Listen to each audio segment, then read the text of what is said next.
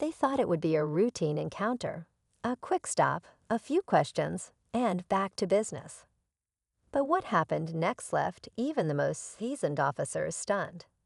In today's story, we're diving into a moment that unfolded on the streets when one man stood his ground and exercised his rights like a true pro. It's a clash of authority and awareness, where knowing the law becomes the ultimate tool. You'll see how calm confidence and a clear understanding of rights turned an intense situation into an unexpected twist. No yelling, no drama, just sharp thinking and a refusal to back down. But here's the kicker. The way he handled this will have you questioning everything you thought you knew about encounters like this. Stick around because the way it all ends, you're not going to want to miss it. It started like any other day. The man, let's call him James, was heading home after running a few errands. He wasn't speeding, wasn't causing trouble, just minding his own business. Then out of nowhere, flashing lights filled his rearview mirror.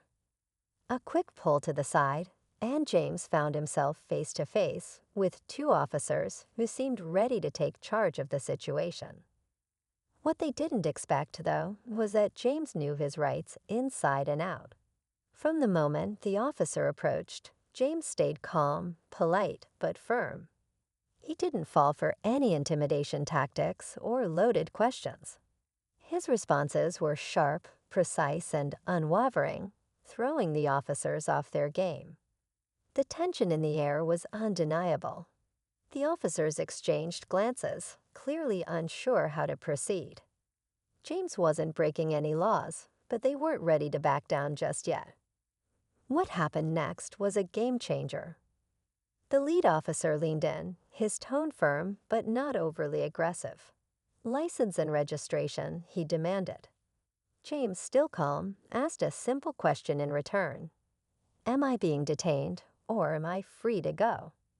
That single line shifted the energy entirely. The officer hesitated, caught off guard by the unexpected pushback. The second officer stepped closer, trying to take control. You need to identify yourself, he said, his voice a little sharper. But James wasn't rattled. He knew the law, and he wasn't about to be intimidated. Unless I'm being detained or suspected of committing a crime, I'm not required to provide ID, James replied, his voice steady. It was a chess game now, every word and action carefully measured. The officers exchanged a look, their authority questioned in a way they clearly weren't used to. Meanwhile, James stood his ground, unshaken, leaving them to decide their next move. The silence hung in the air, heavy and unyielding. The officers clearly weren't used to being challenged like this, and James could feel the weight of their frustration growing. The lead officer adjusted his stance, trying to regain control.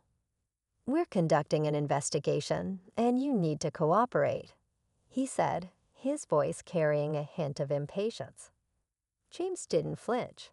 I respect your position, but I also respect my rights, he said firmly. He kept his hands visible, his demeanor calm but resolute. The second officer's radio crackled faintly, breaking the quiet as they exchanged a quick glance.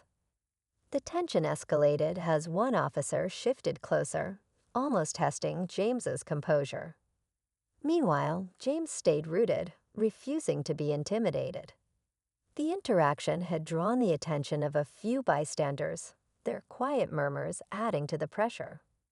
All eyes were on James now, waiting to see how this would play out.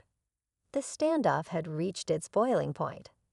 Just when it seemed like the officers were about to make their move, James calmly asked another question that shifted the dynamic once again. Is this a lawful stop? Because if it's not, I'd like to be on my way. The lead officer hesitated, the weight of the moment clearly catching up to him. For a split second, it seemed like they might let him go, but then something unexpected happened. A third officer arrived on the scene, stepping out of his vehicle with an air of authority. His presence immediately changed the tone. He approached the group, glanced at James, and then turned to the other officers. "What's going on here?" he asked, his voice measured but firm. The two officers quickly explained their version of events, but James didn't stay silent. He chimed in, repeating the facts calmly and clearly. The third officer listened intently, his expression unreadable. But the way he looked at James made it clear. This wasn't over. The third officer turned to James, his tone calm but direct. "All right, here's the deal. If you're not breaking any laws, you're free to go. But you need to cooperate if there's a valid reason for this stop." James met his gaze, unwavering. "And what's the valid reason?" he asked, his voice steady. The two original officers exchanged nervous looks, realizing they had no solid answer. The third officer frowned, sensing something was off. "Do you have any evidence of a violation?" he asked them pointedly. The silence that followed spoke volumes. With a nod, the third officer stepped back and gestured to James. "You're free to leave," he said, his voice firm but fair. James thanked him, started to walk away, but then paused. Turning back, he said, "I hope this reminds everyone. Knowing your rights isn't about defiance. It's about fairness." As he drove off, the officers stood there, the weight of the moment sinking in. The lesson? Sometimes standing your ground changes more than just one situation. It sets a precedent. As James drove away, he couldn't help but feel a sense of relief and pride. It wasn't about winning or proving anyone wrong. It was about standing firm in what was right. He had stayed calm, respectful, and most importantly, informed. That made all the difference. Back at the scene, the officers remained silent, reflecting on how quickly the encounter had shifted. For the third officer, it was a moment to rethink the approach and importance of accountability. For the others, it was a reminder that not everyone they stop will be uninformed or easy to intimidate. James knew this wasn't just about him. It was about showing how knowledge and composure can diffuse even the tensest situations. He hoped anyone watching this would take away one thing: know your rights, respect others, and never let fear override fairness. In the end, the truth spoke louder than anything else ever could.